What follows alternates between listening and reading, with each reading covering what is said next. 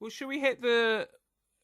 Let's talk about before we talk about the review. Let's talk about the way they've done it has come under a lot of fire, and I feel really guilty because we get it really easily in the UK. It's just on Netflix when it airs.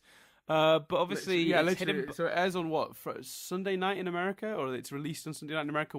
By Monday morning at 8 o'clock, it's just on Netflix for us in the UK. Yeah, and CBS also, not only have they hidden it behind a paywall, they aired episode 1 and didn't air episode 2, which I think is a massive mistake. And It's in a very lot of much territories, they didn't two-parter. even air all of episode 1. Oh God, really? Yeah, apparently in a lot of territories, the show before overran, and they missed the first 20 minutes. So That is madness. what's amazing is, Such a despite all shame. that, crazy good ratings. So weird. Because this is essentially a 2-part prologue, and it seems very much designed like that. We've not met the ship Discovery, we've not met Jason Isaacs, so you really need both parts. And I think it's a shame because I think if you only saw part 1, you'd just go eh. But when you see both together, you're like, okay, like, I'm invested, I'm interested in where this goes. I think it's a shame, really, because you could watch both parts, and I think you'd be justified if you wanted to in going, and I don't know for sure that I won't do this, in going, you know what? I enjoyed that as a mini-movie. I feel like I've got it wrapped up. I'm done. Like, okay, I'll just view it as a little pilot movie, and that's fine. I thought, bearing in mind I've never watched Star Trek, I thought it was beautifully filmed, beautifully shot. The lead actress in particular is stunning, and it wasn't rip roaring action, but there was action enough, and I was interested. I think Jess found it a bit slicker and a bit because she watched Star Trek as a kid. And it's so slick, and it's so, I think, like Star Trek was about hope and prospering, and there's a lot of gloom and war and fights, and like there's conflicts between the crewmates and stuff, which is certainly in early Star Trek you didn't really get. So I think she found it a modern Star Trek, but there's quite a lot of different elements to regular Star Trek. Mm-hmm. But I'd recommend checking it out, and I'd recommend checking it out as someone who didn't have any interest in Star Trek at all. So I suppose that's a good cool, a good reflection on the show and what it was. But I think the way CBS have handled it is a little bit crazy. I would agree that the way it's been handled has been botched. I think trying to use a big show like this to launch CBS Access is very misguided as it goes. And I think they really should rethink that model, and quite soon. In terms of my thoughts on the show, I loved it. And I mean, loved it. Like, within 10 minutes was just mouth open, like, I can't believe how good this actually has turned out. Considering the journey that got them there, the delays, this was supposed to air in like 2016 and got pushed back, and Brian Fuller got kicked off and new writers were brought in, and it's this whole rigmarole, and you're just sort of like, oh dear Lord, when's this thing gonna, what state is it gonna be in when it is put in front of me? The opening scene and the way the opening scene ends, I went, oh, it's back. And I'm not even a huge Trekkie. I like Star Trek. I've seen episodes from all the major series. I know my Kirks from my Janeways. Voyager is my actual favorite Star Trek series because I like Captain Janeway, and also I think the earlier shows suffer from being. Well, they suffer from their age. The original series obviously is very of its time, and even Next Gen these days comes across real hokey. Whereas I think Voyager still holds up. I was never that into Deep Space Nine, but I am a casual fan of Star Trek. That's the best way to describe it. So I know my Romulans from my Klingons, but I don't know the exact year that the Federation was discovered and the timeline of the sort of mythology and all that nonsense. But I was really blown away by it. This is exactly how you modernize this show, because I've seen a lot of complaints online, mostly from true blue Star Trek fans, and I think a lot of them is like, oh, it's so much about the war and so much about fighting, and I think that's not where the show is going. That's where the opening episode was, because it needed to set up a world in which this character was in the situation she's in, and the best way to do that is conflict. We've not even seen the Discovery yet, and I was so into this show, I watched After Trek, which is the Talking Dead style show hosted by Matt Myra of the Nerdist podcast. And he, I mean, I love Matt Myra, I love the Nerdist, but I watched the first 10 minutes of that as well, and he, I mean, he's kind of a poor man's Chris Hardwick, isn't he? Like, he's not as slick as Chris Hardwick is, shall we say. And I think he will get slicker, and I love him. I don't mean that as an insult, but you're just like, it's just so funny that they're from the same podcast, because I imagine if you didn't know that, you're watching that going, oh, could they not get Chris Hardwick? And I think it should have been Scott Mantz hosting it as well. So, there you go.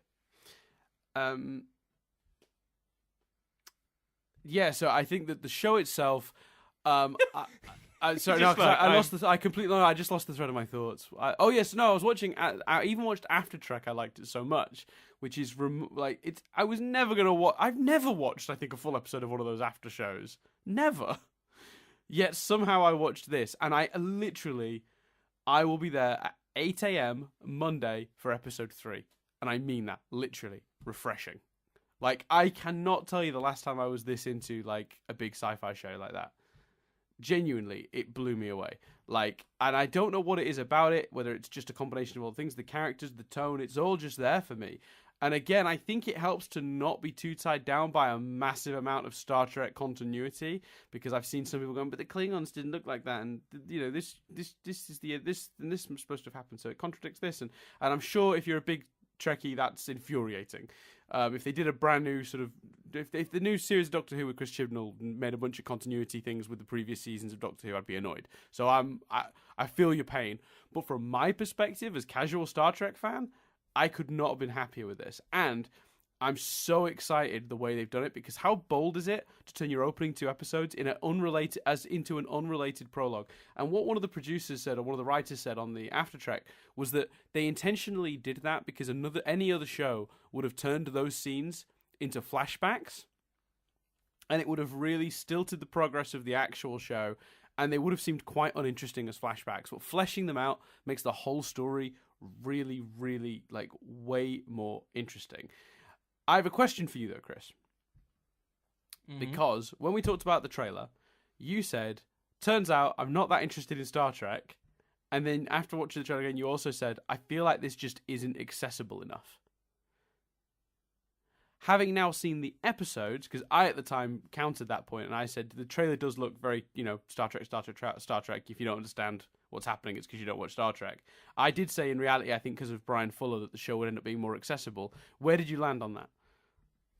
It's such a hard question to answer without seeing the next episode, because based on this, yeah, but it's perfectly reasonable that the next episode starts 2 years later and is more Star Trek, and therefore inaccessible again. It's a little bit, and I like the fact that they don't pander to people like me, and they don't try and, you just get that from the dialogue that the Klingons are the bad guys and stuff like that. I think it's more accessible than the trailer made it look, and I think as I said earlier, mm-hmm. if you're not, even if you're not a Star Trek person, you should definitely still check it out. But I think its true accessibility will be clear when we get those later episodes, and when we get beyond, as you correctly described it, the long flashback prologue. Yeah, it's cool though, because what I liked about this was there was stuff in there that if you know Star Trek, the stuff they did that hinted at the other shit series was so subtle that you might not have picked up on them. Like, for example, the Vulcan that raised our lead character is actually Spock's father. Oh, cool. And when they name him, you go, oh, it's Sarek, cool. But you don't need to know that to enjoy the episode. The fact that he's Spock's father is not like, a big element of it, because obviously Spock doesn't exist yet, or is very young. I'm not sure on the timeline. Oh no, he'd have to exist, wouldn't he?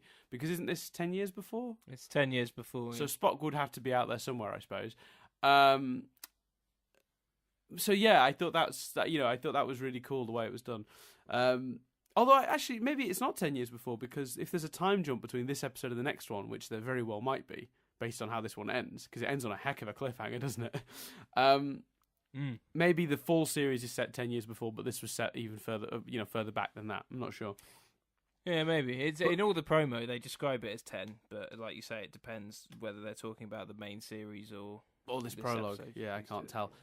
For me, like I said, I just thought everything played out perfectly. The way that the threat escalates in episode 1, the way that it forces our main character, whose name inexplicably is Michael, which is such an un-Star Trek name. You're looking at your Spock and your Kirk and your Picard and your Janeway, and then just Michael, just Captain Michael. Doesn't quite work, does it? No, it's a bit odd. But I think she's a great character, and I really like the way that she was put into conflict, because everyone else was trying to play old school Star Trek and no, let's be diplomatic and talk to them, and she was the only one who saw them saw the Klingons for what they were going to be. And I think it was really bold to make that statement, because it is such a show about hope and exploration and being diplomatic historically. To have the main character be right in this case, because they're essentially what they're doing is they're making a statement of no, this is a period of time in which war is a thing. Like, we know about that from other series of Star Trek. We know that the Federation and the Klingons battled, so we know they had a history. It was never really explored in the sense of it was explored in the sense of they always had tenuous relations, but we never actually saw the conflict.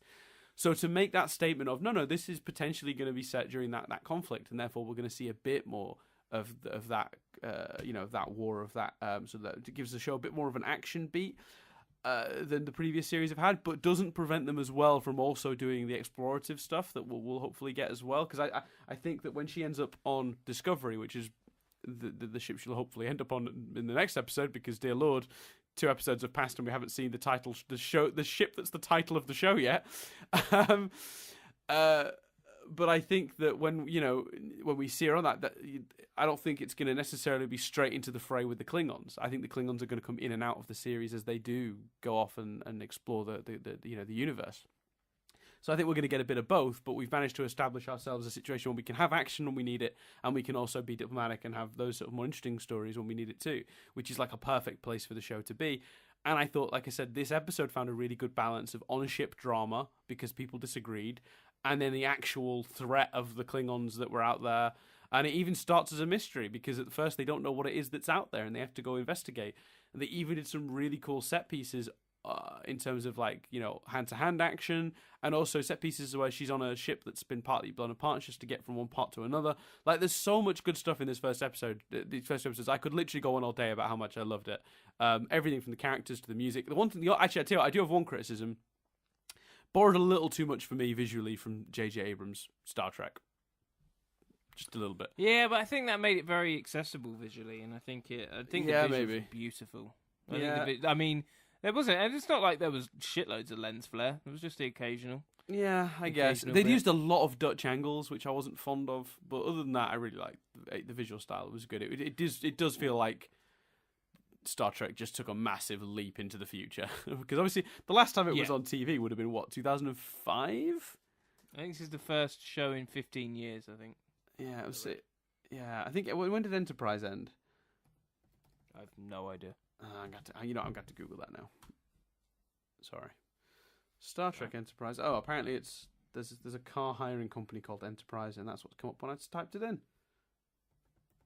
That's annoying. I think they're quite big, actually. Yeah, I'm sure. But that's not what I was after, Chris.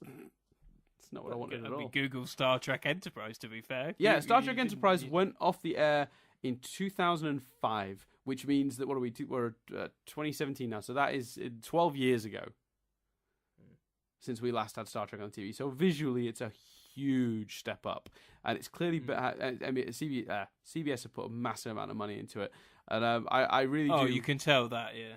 And I really hope that they do get behind it in a better way in terms of the scheduling, because I do think they've got something great on their hands, and I would hate to see it go away because they've mismanaged its release. That would be a real shame.